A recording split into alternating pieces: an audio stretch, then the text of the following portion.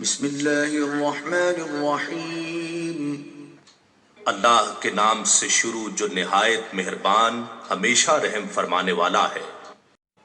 یا ایہا الذین آمنوا اذا تناجیتم فلا تتناجوا بالإثم والعدوان ومعصیة الرسول وتناجوا بالبر والتقوى واتقوا اللہ الذی الیہ تحشرون۔ اے ایمان والو، جب تم آپس میں سرگوشی کرو تو گناہ اور ظلم و سرکشی اور نافرمانی رسالت مآب صلی اللہ علیہ وآلہ وسلم کی سرگوشی نہ کیا کرو، اور نیکی اور پرہیزگاری کی بات ایک دوسرے کے کان میں کہہ لیا کرو، اور اللہ سے ڈرتے رہو جس کی طرف تم سب جمع کیے جاؤ گے۔